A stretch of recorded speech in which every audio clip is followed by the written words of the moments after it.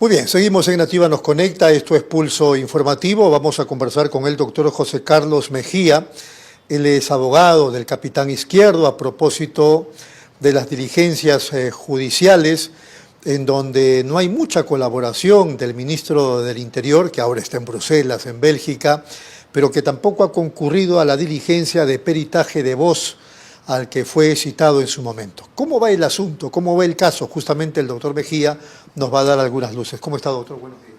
Buenos días, muchas gracias por la invitación. Cuéntenos, por favor.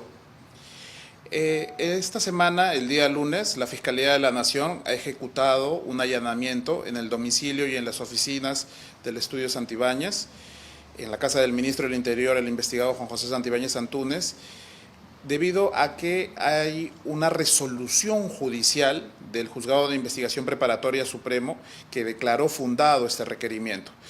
Esto debido a que el investigado ministro del Interior, Juan José Santibáñez Antúnez, entregó un celular vacío, sin chip, sin ningún tipo de información. Algunos especialistas del derecho han dicho que es un allanamiento como un saludo a la bandera porque no van a encontrar nada ya que ha sido tardío. ¿Usted, digamos, está de acuerdo con eso? Más que tardío, lamentablemente el factor sorpresa, como bien lo ha manifestado la fiscal de la Nación, Delia Espinosa, ya no se ha producido. ¿Por qué?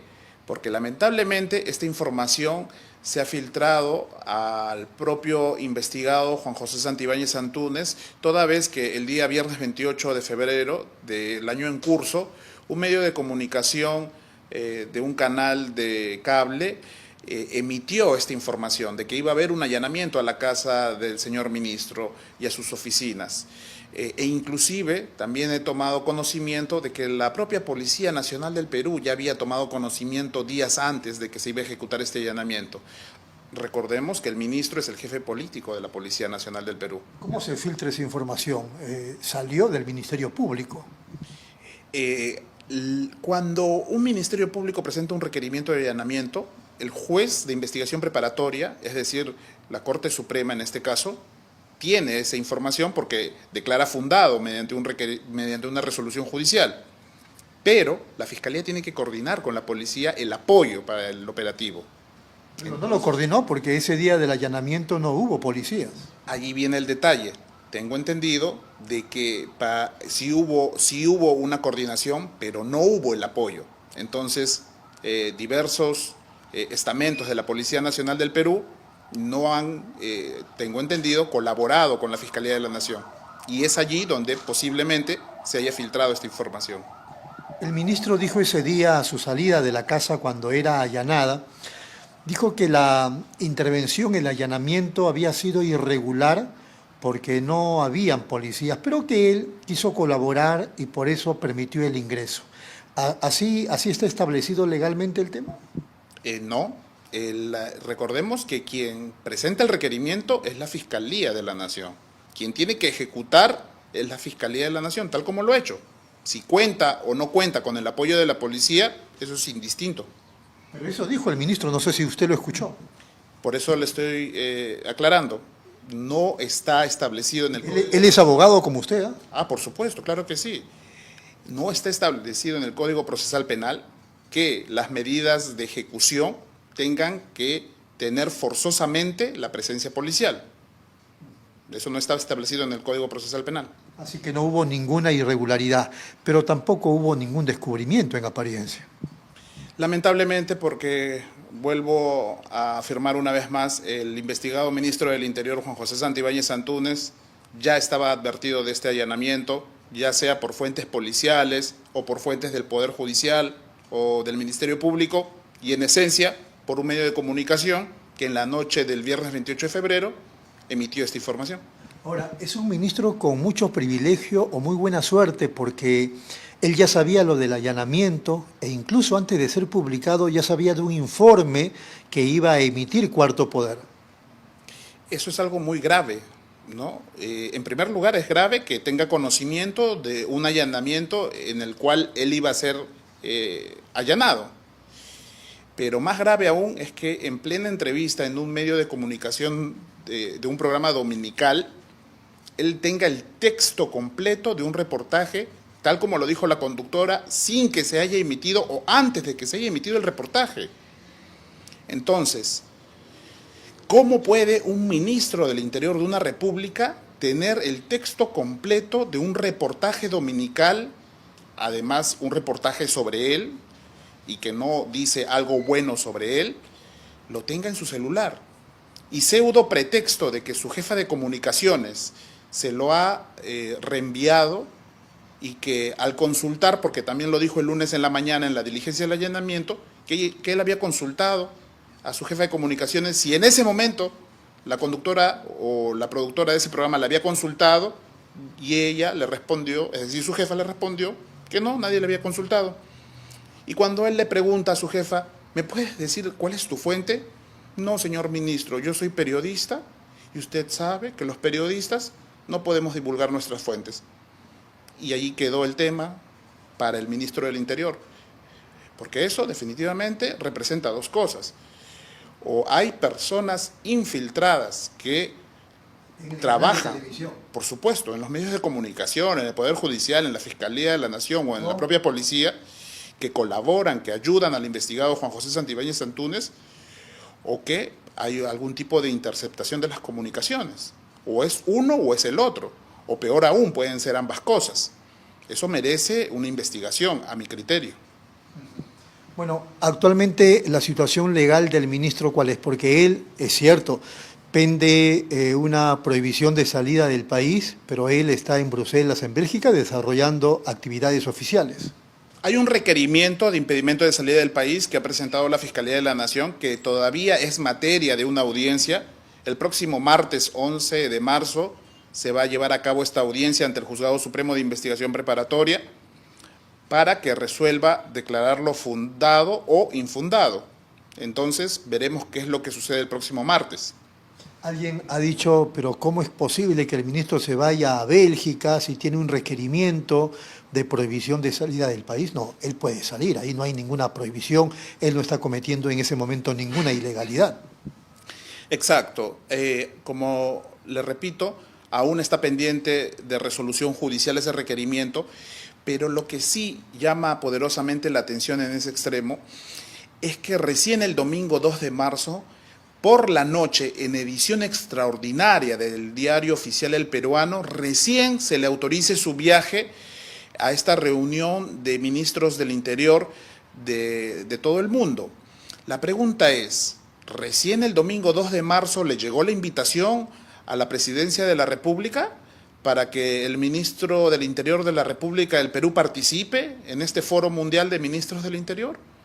¿Por qué esperó la Presidenta de la República a la noche del domingo 2 de marzo, un día antes del allanamiento de la casa del ministro del Interior, para recién autorizar su viaje en una edición extraordinaria del diario oficial El Peruano? En lo personal me llama poderosamente la atención, porque no creo que recién ese mismo domingo le haya llegado la invitación al Poder Ejecutivo. Definitivamente ha tenido que ser con mucha antelación, días o semanas o tal vez meses de anticipación.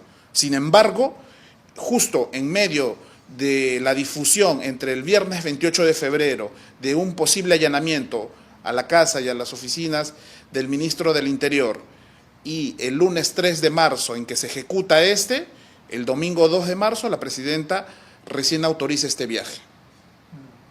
¿Le parece sospechoso? Demasiado, demasiado. Y tomando en consideración que es un ministro del Interior que está siendo investigado por presunto abuso de autoridad, y además ya hay otros casos también. Ese día del allanamiento a la casa del ministro, también casi en simultáneo se desarrolló el allanamiento en las oficinas del señor Santibáñez en el Ministerio del Interior, pero también en la casa de la administradora, me parece, de su estudio de abogados. La pregunta es ¿por qué? Según la información que ha trascendido primero en este medio de comunicación el viernes 28 de febrero por la noche, y también el día lunes, hay dos testigos protegidos que han declarado, obviamente guardando la reserva de su identidad, y han dado detalles de que esta administradora o de que el ministro del Interior le habría pedido a inicios de este año, estamos hablando en este año, le habría pedido a la administradora de su estudio jurídico que guarde, desaparezca, sustraiga una tablet, ¿no? Supongo que hay información relevante para temas penales, una tablet del ministro del Interior. Es en ese contexto en el cual se le ha mencionado a esta administradora. Esa es la información que tengo de acuerdo a la prensa, porque todavía no tenemos esa información de manera directa. Estos testigos protegidos, de acuerdo a la información que usted maneja, ¿quiénes son o por lo menos dónde laboraban, dónde trabajaban? ¿Eran gente de confianza del señor Santibáñez? Todavía no hemos tenido acceso porque es una carpeta reservada. El conocimiento que tengo es por los medios de comunicación, pero lo que yo sí quiero resaltar es lo que el propio ministro del Interior, Juan José Santibáñez Antúnez, ha dicho el día lunes en el allanamiento. Él mismo ha dicho de que él ya habría identificado a estas dos personas, que se tratarían de dos extrabajadores de su estudio jurídico y que, según las palabras del ministro del Interior, ¿no?, son personas que habrían cometido actos delictuosos en su estudio y que por eso fueron despedidos. Pero lo más grave para mí, de ser cierto, en primer lugar, la primera parte que dice el ministro de que se trata de ex trabajadores, yo no creo que ex trabajadores estén inventando un cuento o estén narrando un chisme. Si se tratan de personas que han trabajado dentro de su estudio jurídico, peor aún, hay que tomar con mayor delicadeza su declaración porque podría ser verdad todo lo que han dicho. Y aunado a que el ministro intenta desacreditarlos públicamente al decir que habrían sustraído algo de su estudio o que por conductas delictuosas los despidió, entonces hay que tomar esos dos indicios como indicios razonables para aparentemente darle credibilidad a estos dos testimonios. Estos dos testimonios de los testigos protegidos sostiene, y eso se ha publicado lógicamente en un programa de televisión, que él le pedía a sus defendidos un dinero para coimear a jueces y fiscales, más o menos así era el tema. Eso es lo que se ha publicado en los medios de comunicación. Es más, se menciona que se contrató en el estudio jurídico, o uno de los testigos, o ambos creo que mencionan que se contrató al hijo de la jueza Emma Benavides Vargas. Él ha reconocido que sí. Claro, y es más... ¿Pero dónde está lo malo? Claro, justamente los testigos es lo que dicen en sus declaraciones respectivas, es que el hijo de esta jueza no concurría a trabajar o concurría tarde, y cuando le preguntan o le reclaman al abogado Santibáñez Antúnez, él dice no, hay un trato especial con su mamá. Entonces es en ese contexto en el que estos dos testigos protegidos, según lo transmitido en los medios de comunicación, habría sido esta jueza el nexo entre el abogado Santibáñez Antúnez y su estudio jurídico y la jueza para tener llegada a diversos jueces y poder llegar a acuerdos o a arreglos, entre comillas, en determinados casos. O sea, a través de ella sobornaban a algunos jueces. Eso es lo que han dicho estos dos testigos protegidos, según la información que ha trascendido en los medios de comunicación. Claro, porque él se defiende diciendo Emma Benavides nunca ha tratado casos que el estudio de abogados desarrollaba. Claro, pero lo que han dicho los testigos protegidos no es que hayan sido casos... Exacto, no han dicho que la sobornaban a ella o casos que ella tenía a su cargo. Ella era el nexo, ella habría sido el nexo. ¿No? Y es más, por eso es que dicen, ¿no? Entonces el hijo es el nexo entre el estudio y la jueza a su vez sería el nexo con otros jueces. Y cuando hablamos de sobornos, doctor Mejía, no estamos hablando de 1.000, 2.000, 3.000 soles, ¿verdad? Lo que ha trascendido en los medios de comunicación es que, por ejemplo, en un caso concreto se le habría pedido a un cliente del estudio jurídico $60.000, escuché. Entonces, esa es al menos una información que han brindado estos testigos en un caso concreto. No sé cuántos casos más habrán. La pregunta, doctor Mejía, que puede hacerse la gente es, ¿hay o habría cómo probar esos testimonios de estos colaboradores eficaces? Cuando un testigo protegido o cuando una persona declara ante la autoridad fiscal, definitivamente para que su declaración en determinado momento tenga validez, tenga certeza, tiene que estar dotado de una corroboración periférica. ¿Qué quiere decir? Que todo lo que han dicho estos testigos han tenido o tienen en el transcurso de la investigación, porque esta investigación aún no ha concluido, probarlo, ya sea con mensajes de texto, mensajes vía WhatsApp, audios de voz vía WhatsApp, historial de ubicaciones, la geolocalización, depósitos bancarios, fotografías, videos, otras testimoniales que puedan corroborar periféricamente estas imputaciones. Claro, si no, no tendrían la calidad de testigos protegidos. Ah, no, claro que no, definitivamente que no. Entonces, yo quiero resaltar algo. Este requerimiento de allanamiento ha sido declarado fundado por un juez de investigación preparatoria. No, la Fiscalía no ordena. No ordena, la Fiscalía solicita, la Fiscalía pide, pero quien decide si le da la razón o no es un juez. Y yo no creo que en este caso el juez supremo provisional Juan Carlos Checla y Soria haya declarado fundado un requerimiento en base a chismes, como ha dicho el ministro del Interior. Ha tenido que declarar fundado este requerimiento en base a los elementos de convicción que se han acompañado a ese requerimiento. Vamos terminando. ¿Por qué el ministro del Interior, Juan José Santibáñez, digamos, no colabora con la justicia? ¿Le cuesta colaborar con la justicia? Eso es lo que a mí me llama poderosamente la atención. Si bien es cierto, el investigado ministro del Interior, Juan José Santibáñez Antúnez, dice que tiene su derecho a la presunción de inocencia, su derecho de no autoincriminación, su derecho de guardar silencio, yo siempre pongo como ejemplo a una autoridad cuya identidad por ahora no quiero revelar, pero ¿qué es lo que hizo esta autoridad?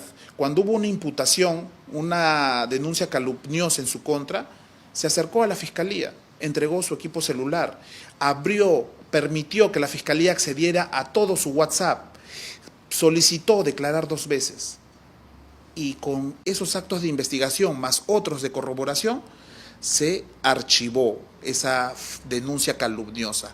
Ese es el ejemplo de una autoridad inocente. Ese es el ejemplo de una autoridad que nada debe, nada teme. La pregunta es, ¿por qué el ministro del Interior, Juan José Santibáñez Antúnez, no actúa de la misma forma? Y la última pregunta, ¿cuál es la situación legal del capitán Izquierdo y qué hace por estos días?